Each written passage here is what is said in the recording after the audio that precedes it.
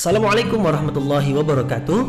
Mari klik subscribe di channel ini dan aktifkan tanda loncengnya untuk mendapatkan update pemberitahuan di video berikutnya.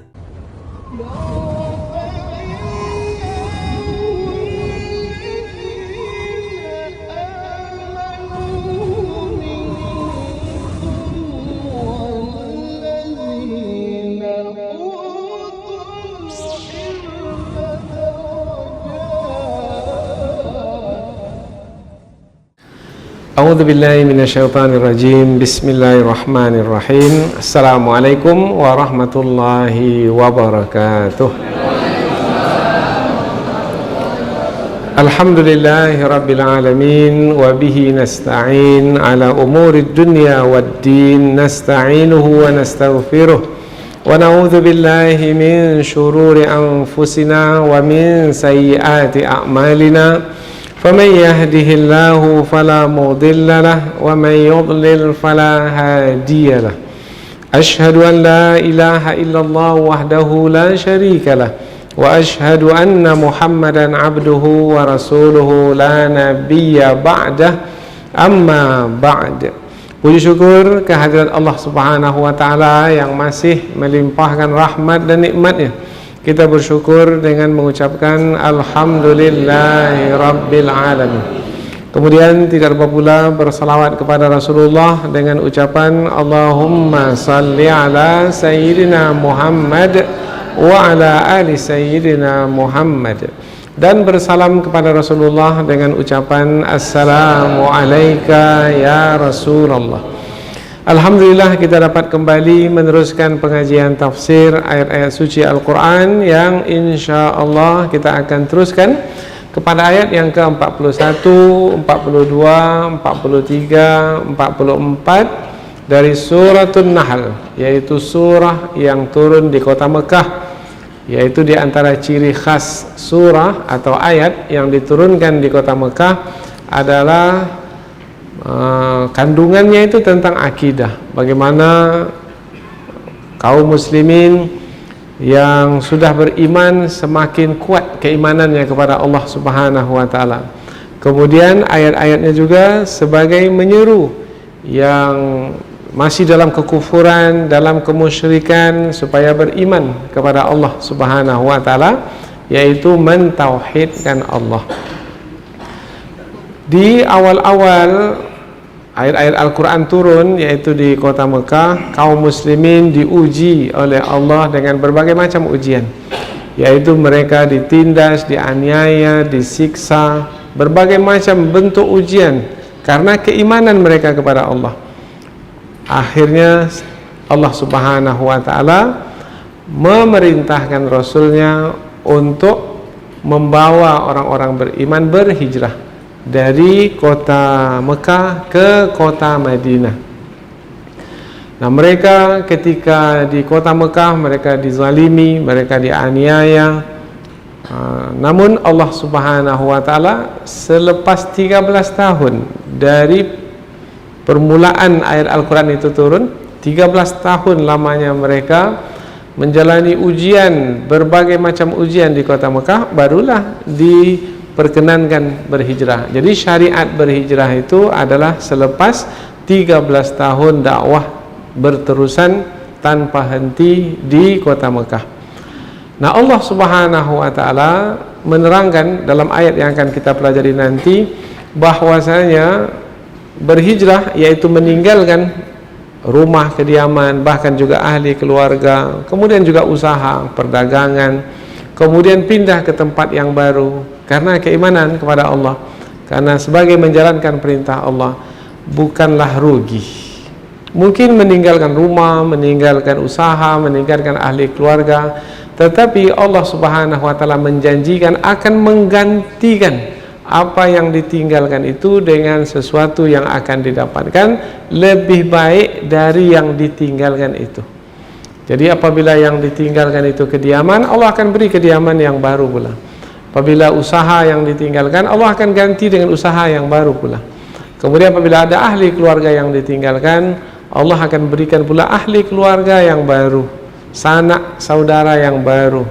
persaudaraan yang baru yang lebih kokoh dari yang sebelumnya, karena mereka dengan keberkahan dari sisi Allah Subhanahu wa taala, Allah akan memberikan kehidupan yang lebih baik dari kehidupan yang dahulu mereka lalui ketika mereka berada di negeri asal kediaman mereka sebelum berhijrah.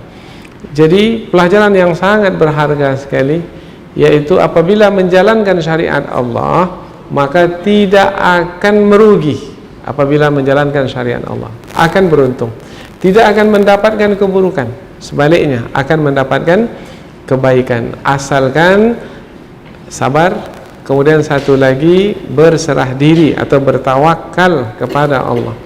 Maka Allah ikuti di ayat yang ke-41, 42, yaitu orang-orang yang berhijrah, mereka diuji karena mereka berhijrah. Maka apabila mereka berhasil dalam ujian, yaitu mereka bersabar dan bertawakal kepada Allah, maka Allah pasti akan memberikan balasan kebaikan untuk mereka. Kemudian di dua ayat lagi, ayat 43 dan 44 yang akan kita pelajari, diterangkan pula bahwasanya Nabi Muhammad adalah Rasul yang diutus, sebagaimana Rasul-Rasul sebelum Nabi Muhammad juga adalah sebagai utusan Allah Subhanahu wa ta'ala. Apabila Rasul-Rasul sebelum Nabi Muhammad diutus kepada kaum mereka, Nabi Muhammad adalah diutus kepada seluruh manusia tanpa terkecuali.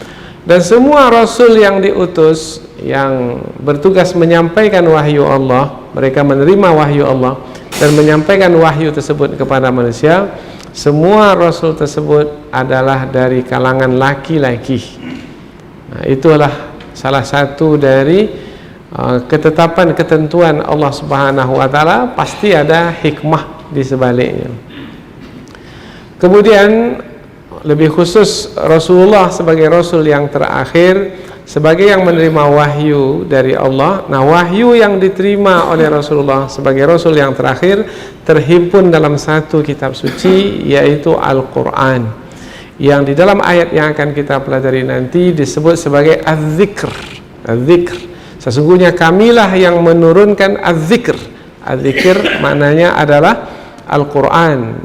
Kemudian Al-Quran yang diturunkan kepada Rasulullah itu disampaikan oleh Rasulullah kepada manusia dengan penjelasan yang terang, sehingga tidak ada sedikit pun keraguan bagi manusia untuk menerimanya. Tidak ada satupun yang tersembunyi dari kandungannya itu, karena semuanya dijelaskan oleh Rasulullah dengan sempurna. Tujuannya adalah supaya manusia mendapatkan pengetahuan yang sifatnya adalah kebenaran yang pasti, yaitu tidak seperti yang dihasilkan oleh manusia dengan akal fikirannya. Karena yang dihasilkan oleh manusia dengan akal fikirannya yang terbatas, maka sifatnya pun juga terbatas. Sementara apabila datang dari sisi Allah Subhanahu wa taala berupa wahyu, maka kepastiannya adalah tepat, kebenarannya itu 100%, tidak ada keraguan di dalamnya. Dzalikal kitabu, itulah dia kitab suci Al-Quran, la raiba fihi, yang tidak ada keraguan di dalamnya, hudan lil muttaqin, sebagai petunjuk bagi orang-orang yang bertakwa.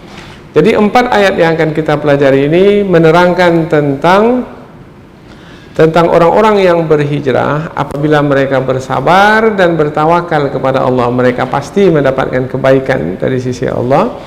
Dan Rasul-Rasul yang diutus, baik itu Rasulullah ataupun Rasul-Rasul sebelum Rasulullah, semua mereka itu diutus oleh Allah sebagai menyampaikan wahyu Allah kepada manusia. Nah, apabila kita kumpulkan kedua pembahasan ini, yaitu pembahasan orang-orang yang berhijrah dan pembahasan Rasul-Rasul yang diutus, yaitu orang-orang yang berhijrah adalah orang-orang yang beriman kepada Allah. Orang-orang yang beriman itu adalah orang-orang yang beriman kepada Rasul yang menyampaikan kebenaran yang datangnya dari sisi Allah Subhanahu wa taala. Maka mereka membuktikan keimanan mereka itu dengan berhijrah. Namun apabila kita bawa kepada peristiwa yang berlaku dahulu pada masa Rasulullah, bukanlah apabila mereka beriman kemudian langsung serta-merta mereka berhijrah, tidak. Tetapi mereka melalui ujian demi ujian terlebih dahulu karena keimanan mereka kepada Allah, kepada kitab suci yang diturunkan oleh Allah kepada Rasulnya, keimanan kepada Rasulnya. Jadi karena keimanan kepada Allah, kepada kitab suci, kepada Rasul, maka mereka diuji dengan berbagai macam ujian. Mereka ditindas, dianiaya, disiksa, sampailah masanya Allah turunkan syariat hijrah dan mereka pun berhijrah. Nah, mungkin dari sisi hitungan kebendaan, ada rumah yang ditinggalkan, ada harta yang ditinggalkan, ada usaha yang ditinggalkan, bahkan dari sisi kejiwaan ada keluarga yang ditinggalkan. Maka terasa-rasa dengan berhijrah itu rugi. Namun Allah Subhanahu wa taala menghilangkan perasaan tersebut, bahwasanya dengan berhijrah tidak ada kerugian, karena Allah akan memberikan balasan berupa kebaikan. Dengan berhijrah akan mendapatkan balasan berupa kebaikan seperti mana yang ditinggalkan, seperti itu didapatkan, bahkan lebih lagi dari itu. Dan bukan hanya kebaikan di dunia, tetapi juga kebaikan di akhirat, dan kebaikan di akhirat itu lebih besar dari yang didapatkan di dunia. Inilah ringkasan dari 4 ayat yang akan kita pelajari, yaitu menerangkan tentang orang-orang yang berhijrah. Mereka berhijrah karena keimanan, mereka beriman karena adanya Rasul yang diutus yang menyampaikan kebenaran. Mereka menerima kebenaran tersebut, meskipun dengan menerima kebenaran mereka mesti berhijrah. Jadi kita pada hari ini, mungkin kalau kita bawa kepada keadaan pada hari ini, ada seseorang itu yang terlibat riba, umpamanya bekerja di tempat riba, usahanya usaha riba. Riba adalah yang dilarang oleh Allah Subhanahu wa taala dengan tegas di dalam Al-Qur'an. Ahallallahu al-bai'a wa harramar riba. Allah halalkan jual beli, Allah haramkan riba. Nah, ada hamba Allah itu setelah mendengarkan kajian tentang riba, maka dia menerima ayat Al-Qur'an tentang pengharaman riba, maka dia pun berhenti dari riba. Berhenti dari riba bermakna dia berhijrah. Nah, ketika dia berhijrah, dia diuji dengan berbagai macam ujian.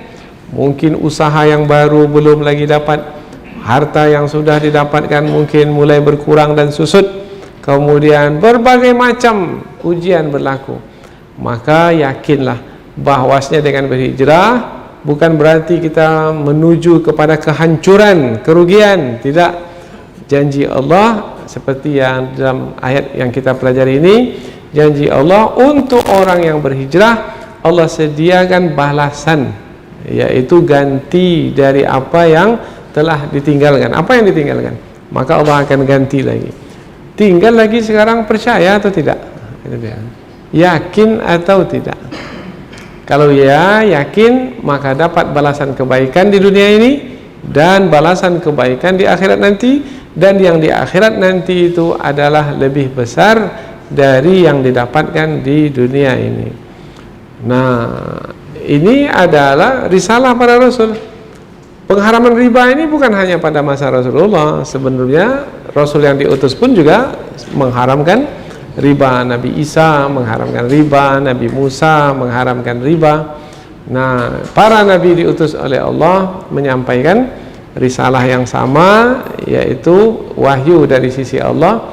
Yang wahyu tersebut adalah kebenaran yang isinya adalah kemaslahatan, sementara riba itu adalah kemudaratan.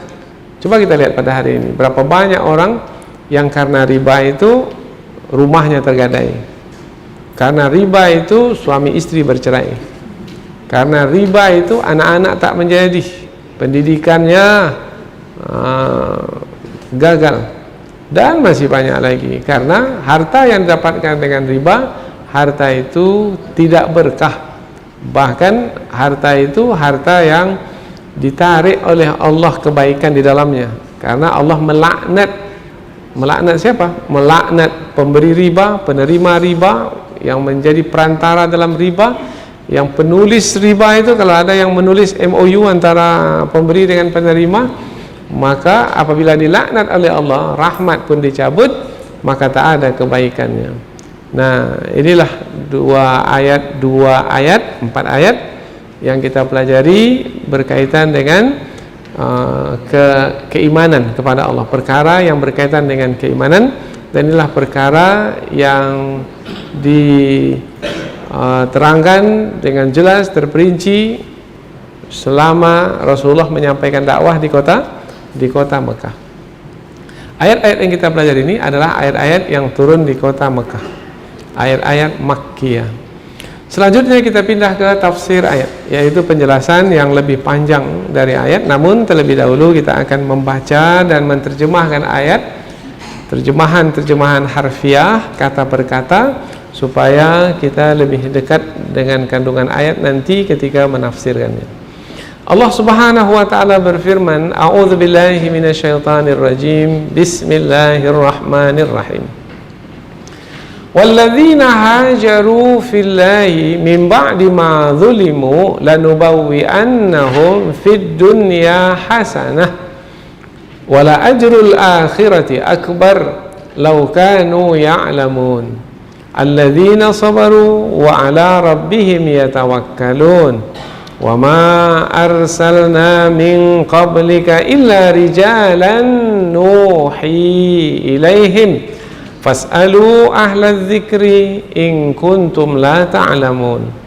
Bil bayyinati waz zubur wa anzalna ilaika dzikra litubayyina lin-nasi ma nuzzila ilaihim wa la'allahum yatafakkarun. Allah berfirman, walladzina hajaru, dan orang-orang yang berhijrah, fillahi, karena Allah. Berhijrahnya karena Allah, maknanya karena keimanan kepada Allah. Min ba'di ma zulimu, setelah mereka itu dizalimi, ditindas, dianiaya, disiksa karena mereka lemah. Lanubawwi'annahum, sungguh kami akan memberikan tempat kediaman kepada mereka yang berhijrah itu, fid dunya, di dunia ini, hasanah, dengan kediaman yang baik. Kalau dahulu mereka tinggalkan kota Mekah, kediaman mereka kota Mekah, kemudian Allah berikan kediaman yang baik, yaitu kota Madinah. Wala ajrul akhirah, dan sungguh balasan hari akhirat yang akan didapatkan nanti, akbar, lebih besar kebaikannya, lebih besar manfaatnya. Lau kanu ya'lamun, kalaulah mereka itu mengetahui. Kalau mengetahui akhirat itu lebih baik dari dunia ini. Jadi kalaupun dengan berhijrah itu tidak mendapatkan balasan kebaikan di dunia, jangan sedih, jangan kecewa, karena balasan di akhirat itulah yang menjadi tujuan utama. Alladzina sabaru, siapa mereka orang-orang yang berhijrah yang akan mendapatkan balasan kebaikan itu? Yaitu orang-orang yang sabar. Wa 'ala rabbihim, dan kepada Tuhan mereka, yatawakkalun, mereka bertawakal. Wa ma arsalna, dan tidaklah kami mengutus, min qablika, sebelum kamu wahai Muhammad, illa, kecuali orang-orang yang kami utus itu rijalan, yaitu orang-orang dari kalangan laki-laki. Nuhi, kami wahyukan, ilaihim, kepada mereka wahyu. Nabi Musa diwahyukan wahyu kepadanya, Nabi Isa diwahyukan wahyu kepadanya. Para nabi menerima wahyu.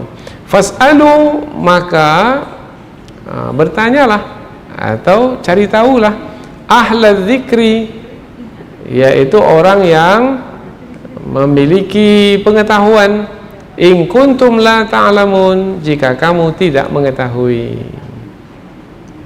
Bil bayyinat, bi dengan al bayyinat, mukjizat atau keterangan yang jelas. Jika kamu tidak mengetahui, dengan mukjizat, dengan keterangan yang jelas, waz-zuburi, dan dengan kitab-kitab suci yang telah diturunkan, wa anzalna, dan kami telah menurunkan, ilaika, kepadamu wahai Muhammad, az-zikra, zikir yang dimaksudkan adalah Al-Quran, litubayyina, supaya kamu menjelaskan, linnas, bagi manusia, manuzzila, apa-apa yang diturunkan, ilaihim, kepada mereka. Karena Allah menurunkan kitab suci, kepada manusia, untuk manusia, melalui perantaraan Rasul, melalui perantaraan Nabi Muhammad sallallahu alaihi wasallam, wala'allahum, mudah-mudahan mereka yatafakkarun, berfikir, karena dengan berfikir mereka akan mengetahuinya, dengan pengetahuan maka mereka akan beriman, dan yang telah beriman dengan pengetahuan akan bertambah kokoh keimanan mereka, akan bertambah-tambah keimanan mereka. Kita baca dari awal, kemudian kita akan pindah ke tafsir. Kita baca terjemahannya. Dan orang-orang yang berhijrah karena Allah, setelah mereka itu dianiaya, sungguh kami akan memberikan kediaman kepada mereka di dunia ini, kediaman yang baik, dan sungguh balasan hari akhirat lebih besar, kalaulah mereka itu mengetahui. Orang-orang yang sabar, yaitu mereka orang-orang yang sabar dan orang-orang yang bertawakal kepada Tuhan mereka. Dan tidaklah kami mengutus sebelummu wahai Muhammad kecuali orang-orang dari kalangan laki-laki yang kami wahyukan kepada mereka wahyu. Maka bertanyalah kepada orang yang mengetahui, jika kamu adalah orang-orang yang tidak memiliki pengetahuan tentang rasul-rasul yang diutus itu, yaitu mereka itu, rasul-rasul itu diutus adalah dengan mukjizat-mukjizat, dengan kitab suci yang telah diturunkan, dan kami telah menurunkan kepadamu wahai Muhammad Al-Quran, supaya kamu menjelaskan kepada manusia apa yang diturunkan kepada mereka, dan mudah-mudahan mereka itu berfikir. Jadi 4 ayat yang kita pelajari adalah menerangkan tentang orang-orang yang berhijrah, yaitu orang-orang yang pasti akan mendapatkan balasan kebaikan dari Allah. Mengapa kita gunakan kata pasti? Karena Allah berjanji, dan Allah pula tidak akan mengingkari janji, maka kita sebut pasti. Allah pasti menepati janjinya.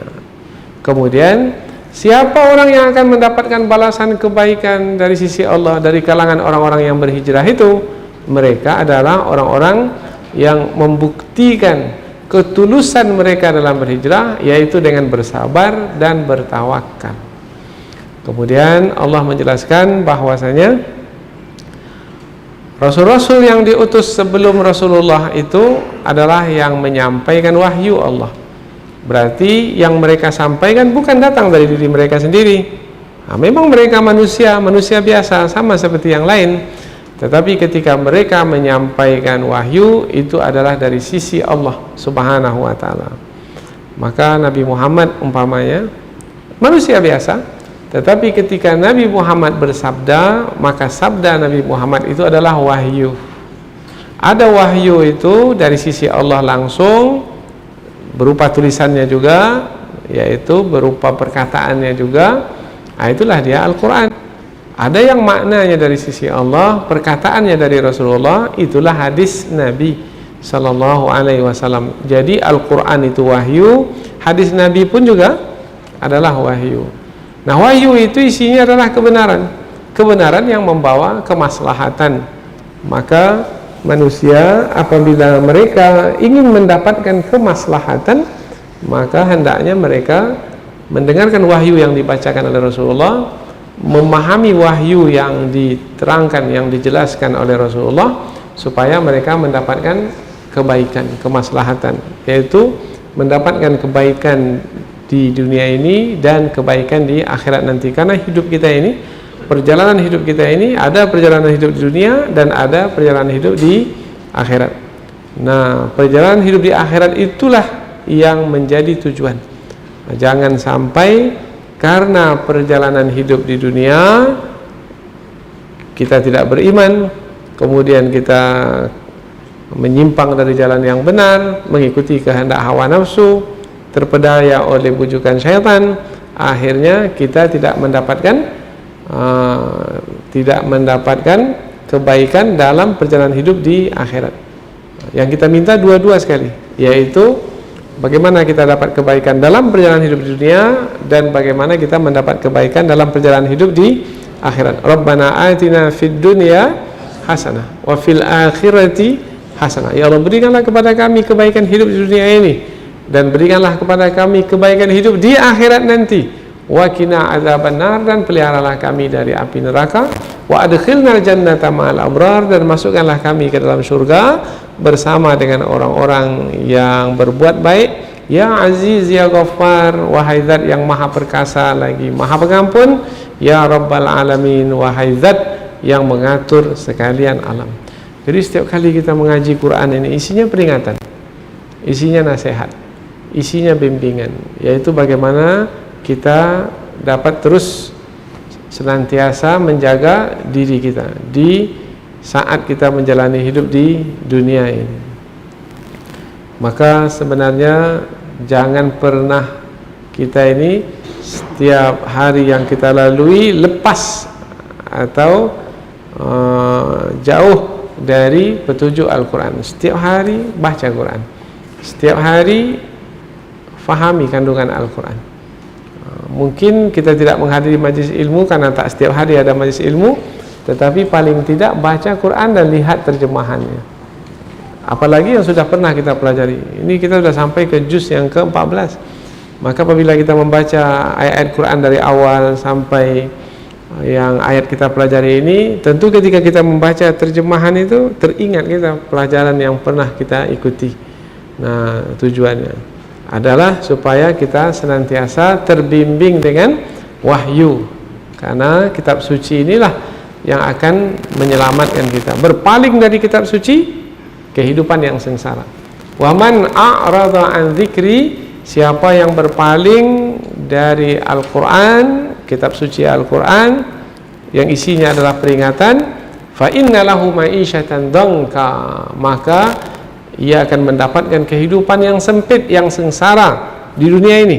Wa nahsyuruhu yaumal qiyamati a'ma, dan akan dibangkitkan nanti di hari akhirat dalam keadaan buta. Cobalah kita lihat orang yang tidak terbimbing hidupnya dengan kitab suci, sengsara di dunia ini. Cari rezeki sengsara, kemudian apabila berkeluarga sengsara. Apa yang berlaku dalam hidupnya sengsara. Banyak uang sengsara, tak ada uang lebih sengsara.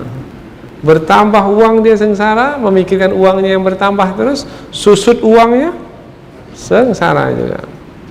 Sengsara. Dipuji orang membuatnya sengsara. Karena orang yang tidak terbimbing dengan wahyu, maka orang yang dipuji, orang yang suka dipuji akan membuatnya sombong. Nah, orang yang terperangkap kepada kesombongan itu akan gila pujian. Apabila orang tak memujinya, maka dia akan sedih, kecewa, bahkan juga marah. Nah, maka orang yang seperti ini akan bekerja untuk mendapatkan pujian. Apabila tidak mendapatkan pujian, maka dia merasa apa yang dia buat itu sia-sia. Kemudian sebaliknya pula, ketika menerima hinaan pula dia tak bisa terima, maka dia akan stres apabila ada orang lain yang menjatuhkannya. Maka orang yang seperti ini adalah orang yang hanya mengejar keinginan hawa nafsu. Dia ingin memuaskan keinginan hawa nafsunya yang ingin dipuja dan tak mau dihina. Sementara orang-orang yang beriman, yang menjadi tumpuannya bukanlah manusia, yang menjadi tumpuannya adalah Allah Subhanahu wa Ta'ala, yaitu bagaimana mendapatkan redha Allah dan bagaimana Allah tidak memurkainya. Inilah ayat-ayat Al-Quran yang semestinya kita jadikan pedoman. Maka setiap kali kita hadir dalam majlis ilmu membahaskan ayat Al-Quran melalui tafsir Al-Quran, terus selalu perbaharui niat, kemudian jaga keikhlasan hati kita itu, kemudian sucikan jiwa kita, sehingga apa yang kita pelajari ini mendatangkan manfaat, ada manfaatnya bagi hidup kita. Alangkah celakanya kalau bertambah ilmu kita karena kita terus mengaji, bertambah ayat Al-Quran yang kita pelajari, tetapi kita tidak semakin dekat kepada Allah, malah semakin jauh dari petunjuk Allah Subhanahu wa ta'ala. Bukannya kita semakin merendahkan diri, tapi malah semakin menyombongkan diri. Maka celakalah orang yang seperti itu. Mudah-mudahan insyaAllah dengan banyak mengaji ini, kita termasuk orang-orang yang dilindungi oleh Allah sehingga mendapatkan keselamatan di dunia ini, tidak celaka tapi mendapatkan keselamatan di dunia ini dan di akhirat nanti. Ini diulang berkali-kali ini supaya kita menjadi istiqomah. Karena banyak juga yang tidak istiqomah, yaitu mengaji sekali dua kali, sudahlah sampai di sini aja lah, tak habis-habis rasanya Quran nih. Nah, ini dah 14-15 tahun saya mengaji ini, baru setengah sudahlah. Nah, ini orang yang tidak istiqamah. Kita berharap mudah-mudahan dengan rasa suka kita bersama Al-Quran, bukan hanya dengan membacanya, tetapi juga mempelajari kandungan maknanya. Mudah-mudahan inilah dia amal yang akan kita banggakan nanti di hari akhirat. Dia ada amal yang kita banggakan. Amal itu adalah amal yang istimewa, yang amal itu tidak semua orang mampu melakukannya. Kalau mengaji sekali dua kali banyak orang yang bisa, tapi kalau mengaji berterusan setiap hari, setiap malam, dulu ketika masa muda mungkin mudah untuk kita datang ke majelis ilmu ini, tapi sekarang Ustadz, mata saya ini dah tak nampak lagi, badan saya ini dah lemah. Kalau malam ini saya dah berat sekali untuk keluar, tetapi untuk majelis ilmu ini saya kuat-kuatkan juga. Ini bermakna istiqamah. Nah, ujian yang dilalui itu berhasil, yaitu halangan-halangan yang sebab-sebab yang bisa membuatnya terhalang dapat dia pinggirkan. Nah, ini boleh jadi adalah amal yang istimewa yang nanti kita akan banggakan nanti. Nah, kita banggakan karena amal inilah rupanya yang lebih banyak mendatangkan kebaikan bagi kita. Karena ada empat yang akan ditanya nanti di hari akhirat, sehinggalah kita akan lalui nanti selepas itu perihal yang berkaitan dengan akhirat. Tidak akan bergerak kaki anak Adam itu sehinggalah ditanya 4 perkara kepadanya, yaitu tentang umurnya, kemana dihabiskan. Ya Allah, umur hamba ya Allah 30 tahun, hamba habiskan untuk belajar tafsir 30 tahun. Jadi ada jawabannya. Kemudian yang kedua yaitu tentang badannya. Badan hamba ya Allah dari muda, umur berapa dulu ikut pengajian? Umur 30. Kemudian pengajian tafsir berapa tahun? 30 tahun. Sampai umur hamba 60, hamba habiskan untuk membahas, mengaji firman-firman-Mu ya Allah. Kemudian tentang rezeki hamba, alhamdulillah. Nah, hamba dapatkan rezeki dengan cara halal, hamba infakkan dengan cara yang halal pula. Di antaranya adalah kita pergi sini ini ada biaya ini, yaitu kita isi bahan bakar kendaraan kita itu, datang sini lagi ada biaya ini. Maka ada pula yang menginfakkan harta, ada pula yang bawa kue, kolak, rujak dan berbagai macam. Ada biaya yang keluar, tetapi kita akan jadikan dia sebagai jawaban nanti, yaitu hamba gunakan ya Allah untuk mendapatkan pahala dari sisimu. Yang keempat adalah wa an ilmihi ma amila fihi, yaitu tentang ilmu. Hamba dapat ilmu tentang berhijrah, hamba bersabar, hamba bertawakal, hamba mendapatkan ilmu, berbagai macam ilmu hamba dapatkan dari Al-Quran, yang hamba kaji dan hamba mengamalkannya. Kita mendapatkan jawaban nanti ketika Allah bertanya tentang 4 berkaitan dengan majlis ilmu kita ini. Jadi mudah-mudahan insya-Allah ini untuk sebagai peringatan saja sebelum kita masuk ke kajian tafsir, yaitu senantiasalah mengingat-ingatkan diri. Kadang-kadang syaitan itu menggoda juga. Sudahlah, sudah tua, dah cukuplah rasanya selama ini mengaji. Sampai di sini aja lah. Nah, ada juga setan gitu. Udah ada penat badan ini. Dah cukup sampai di sini aja lah. Sekarang ini di rumah saja lah. Nanti takut-takut nanti dalam perjalanan apa-apa berlaku. Sudahlah, ngaji-ngaji yang masjid dekat rumah. Masjid dekat rumah ada pengajian sekali sebulan. Nah, cukuplah sekali sebulan tuh. Nah, syaitan ini pandai juga. Iya juga ya. Kalau dah iya juga ya, bermakna sudahlah terpedaya oleh bisikan syaitan. Kita pindah ke tafsir, yaitu kajian yang lebih panjang dari ayat yang telah kita terjemahkan tadi. Ayat 41. Walladzina hajaru fillah, dan orang-orang yang berhijrah karena Allah. Fillah di sini karena Allah. Sebenarnya fillah itu di dalam Allah. Nah, maka ulama tafsir ada yang menjelaskan fillah ini fi sabilillah. Maknanya orang-orang yang berhijrah di jalan Allah. Kalau berhijrah di jalan Allah, berarti ada juga yang berhijrah tidak di jalan Allah. Ada. Kalau dahulu berpindah dari Mekah ke Madinah, ada yang pergi ke Madinah itu berhijrah juga, tapi bukan karena keimanan kepada Allah, karena wanita yang ingin dia kawini sudah berhijrah. Maka dia kejar wanita tuh. Kalau dia tidak ke Madinah pula, nanti orang lain yang menikahi perempuan tuh. Maka karena dia ingin menikahi perempuan itu sudah berhijrah, maka dia pun berhijrah.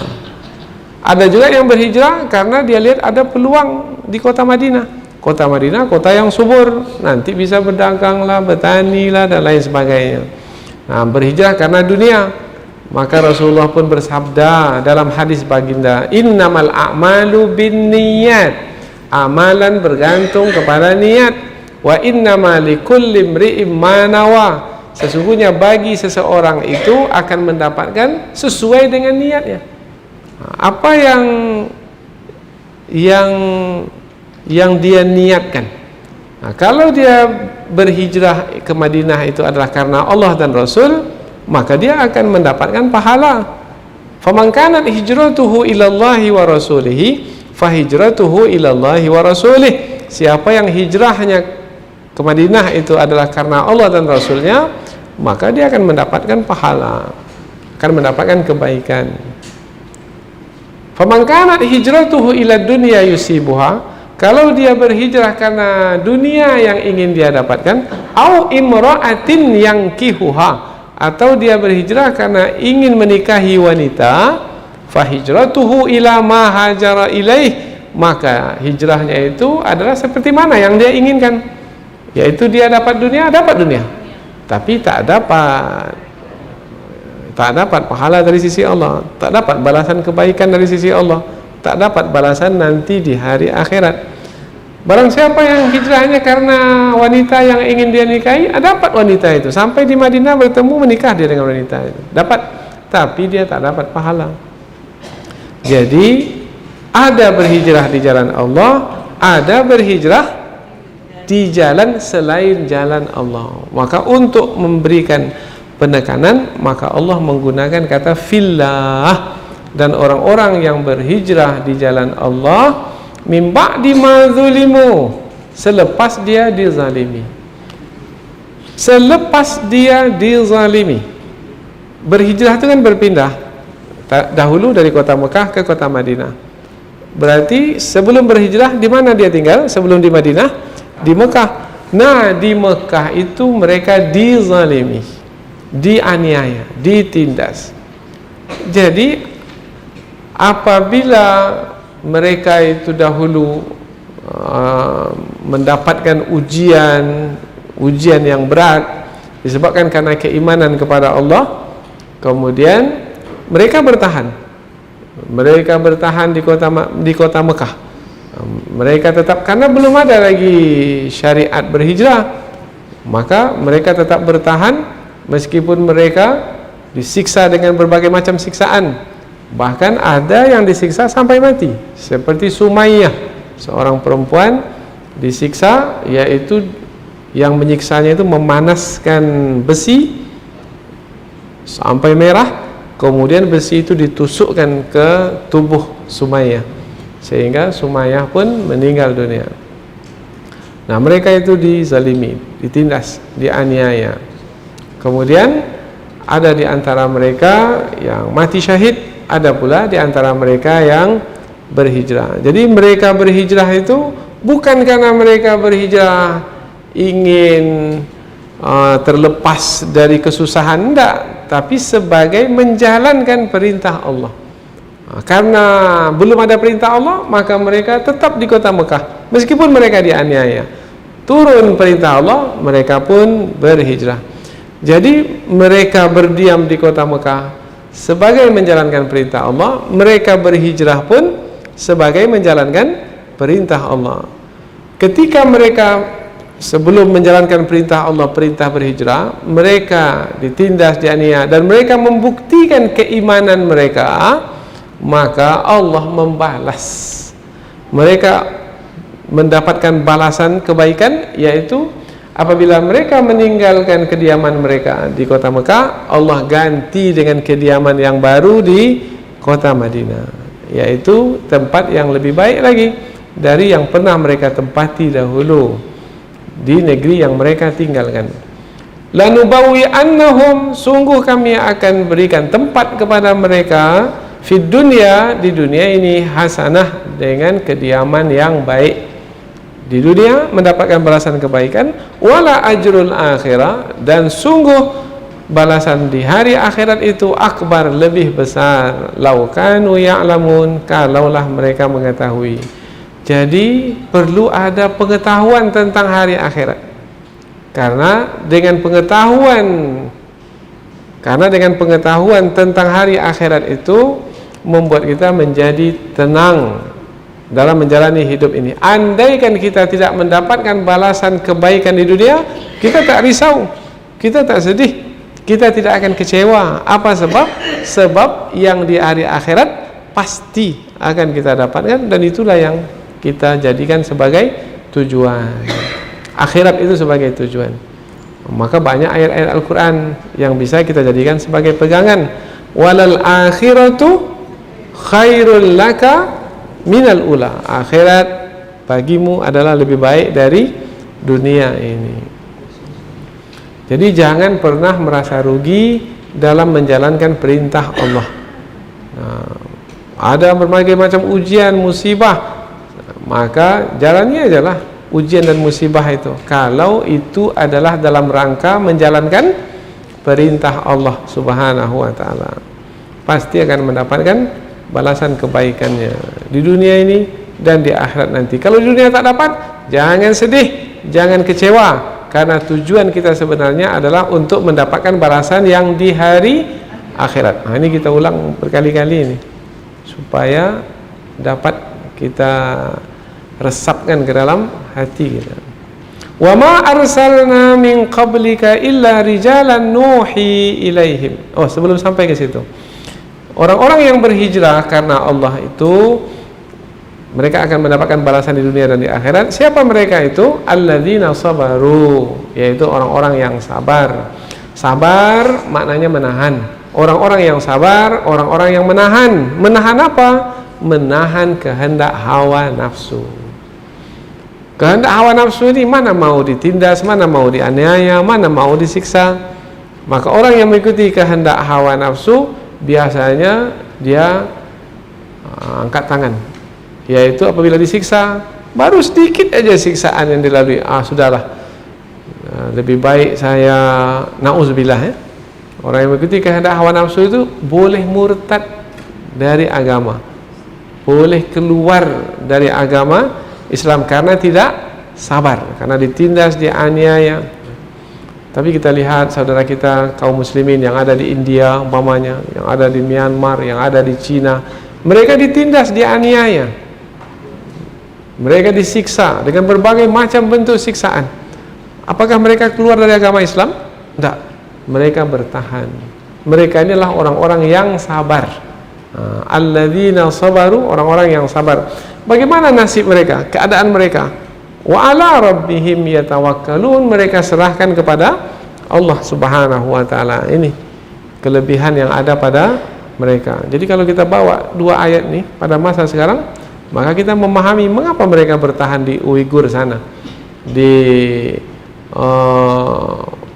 Thailand sana, di India sana. Padahal mereka ditindas, dianiaya, karena mereka ingin mendapatkan balasan di dunia ini dan balasan di akhirat nanti. Andaikan mereka tidak mendapatkan balasan di dunia, mereka tak sedih, tak kecewa. Apa sebab? Yang menjadi tujuan adalah balasan di hari akhirat. Maka kalau kita banding-banding dengan kita yang ada di sini, tak seberapa kita ini di dalam membuktikan keimanan berbanding dengan saudara kita yang berada di tempat lain. Wa ma arsalna min qablika illa rijalan nuhi ilaihim, dan tidaklah kami mengutus sebelum wahai Muhammad orang-orang yang diutus, melainkan mereka itu adalah laki-laki yang kami wahyukan kepada mereka wahyu.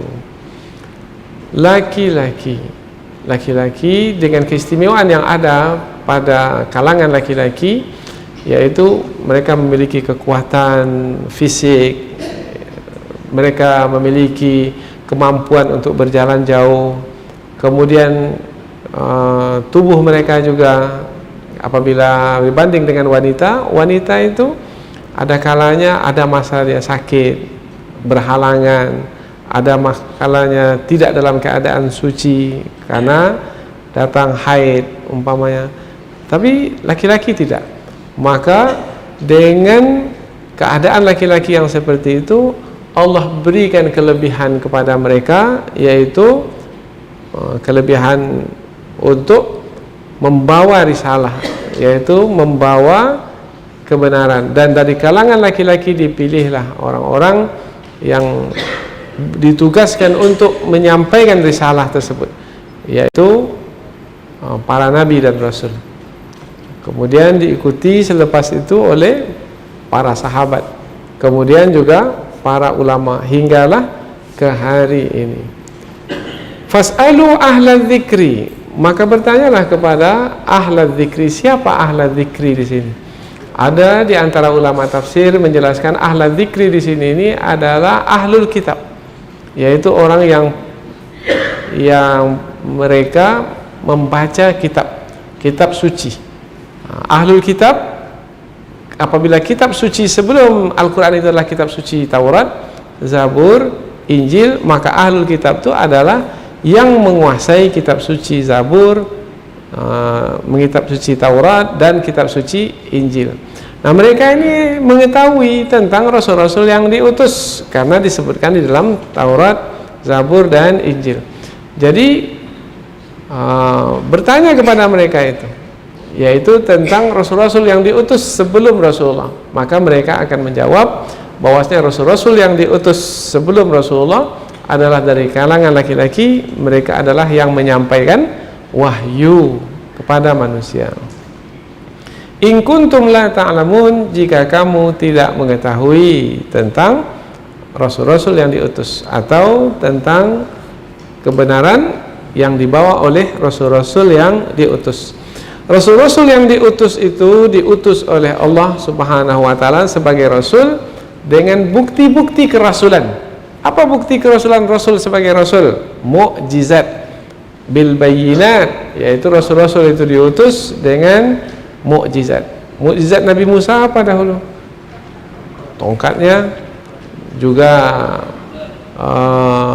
Nabi Musa memiliki berbagai macam mukjizat, yaitu terpancarnya 12 mata air sebagai tanda kekuasaan Allah yang berlaku pada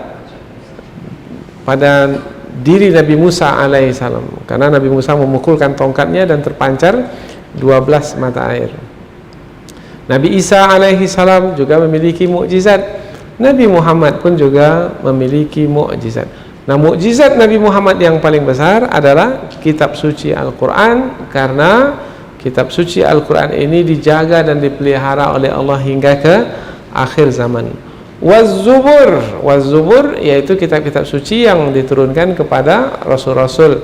Setiap rasul itu memiliki kitab suci, yaitu rasul-rasul menerima kitab suci dari Allah dan di tangan mereka ada kitab suci. Hanya saja ada kitab suci itu yang diberitahukan kepada kita, namanya yaitu Taurat, Zabur, Injil.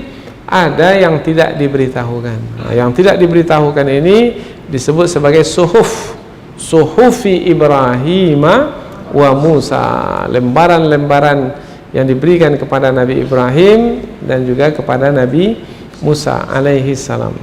Yang turun kepada Rasulullah yaitu Al-Quran. Wa anzalna ilaika dzikra, dan sesungguhnya kami telah menurunkan kepadamu wahai Muhammad Al-Quran. Al-Quran dalam ayat ini disebut sebagai zikir. Zikir adalah sebagai peringatan, karena Al-Quran itu isinya adalah peringatan. Litubayyina linnas, supaya kamu wahai Muhammad menjelaskannya kepada manusia, supaya manusia yang tidak tahu menjadi tahu. Dengan kitab suci mereka tahu mana yang baik, mana yang buruk, mana yang benar, mana yang salah, mana yang menguntungkan, mana yang merugikan. Wa manuzzila ilaihim, apa-apa yang diturunkan kepada mereka yaitu berupa wahyu, la'allahum yatafakkarun, mudah-mudahan mereka berfikir. Berfikir maknanya menggunakan akal. Berfikir menggunakan akal. Umpamanya berfikir menggunakan akal, umpamanya alhamdulillahi rabbil alamin, segala puji bagi Allah. Siapa Allah yang dipuji itu? Rabbil alamin, yang mengatur sekalian alam. Segala puji bagi Allah. Kita gunakan akal fikiran.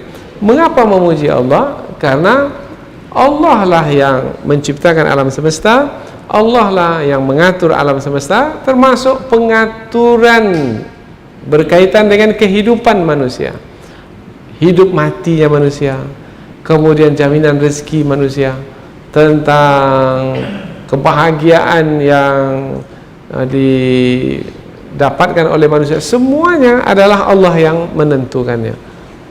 Karena manusia pada hakikatnya adalah yang menerima belas kasihan Allah, maka segala pujian adalah bagi Allah subhanahu wa ta'ala. Dengan menggunakan akal fikiran tersebut, manusia jadi mengetahui. Mengetahui siapa? Mengetahui Allah subhanahu wa ta'ala sebagai Tuhan. Mengetahui siapa? Mengetahui diri sebagai ciptaan Tuhan. Nah, saya ini adalah ciptaan Allah. Apabila Allah menciptakan saya, maka saya mestilah menjalani hidup ini sesuai dengan tujuan penciptaan saya. Maka ada ayat Al-Quran yang menerangkan tentang tujuan penciptaan manusia. Wa ma khalaqtul jinna wal insa illa liya'budun. Tidaklah aku ciptakan jin dan manusia melainkan untuk beribadah kepadaku. Maka orang yang mengenal dirinya sebagai ciptaan Allah, ia akan beribadah kepada Allah, karena tujuan penciptaannya itu adalah untuk beribadah kepada Allah. Orang yang seperti ini adalah orang yang menggunakan akal fikiran. Jadi orang yang tak beribadah itu apakah boleh disebut sebagai orang yang menggunakan akal fikiran? Tidak. Lalu orang yang tidak menggunakan akal fikiran sama dengan orang yang tidak berakal. Ada akal tapi tidak menggunakannya, sama dengan tak berakal. Ada kendaraan tetapi tidak menggunakan kendaraan, diletak saja dalam garasi itu, kemudian dia jalan kaki. Orang yang seperti itu sama dengan tidak memiliki kendaraan. Dia ada akal di kepala tapi tidak menggunakan akal itu untuk berfikir, maka sama dengan tidak berakal. Orang yang tak berakal, yang tidak memahami, maka mereka adalah orang-orang bodoh, orang-orang yang tidak mengerti. Ini bahasa yang dipakai untuk orang-orang yang tidak menggunakan akal fikiran. Maka dengan wahyu yang Allah turunkan, kemudian dengan akal yang kita miliki, kita gunakan akal itu untuk memahami wahyu, inilah yang disebut dengan berfikir. Nah, berfikir akan menghantarkan kita kepada pengetahuan, mengenal kita siapa Allah, mengenal kita siapa diri kita sendiri, sehingga kita dapat mengisi hidup ini dengan tepat, dengan benar. Inilah bimbingan dari Allah Subhanahu wa taala melalui 4 ayat yang kita pelajari. Mudah-mudahan ada manfaatnya insyaallah. Subhanakallahumma wa bihamdika asyhadu an la ilaha illa anta wa astaghfiruka wa atubu ilaik. Wassalamualaikum warahmatullahi wabarakatuh.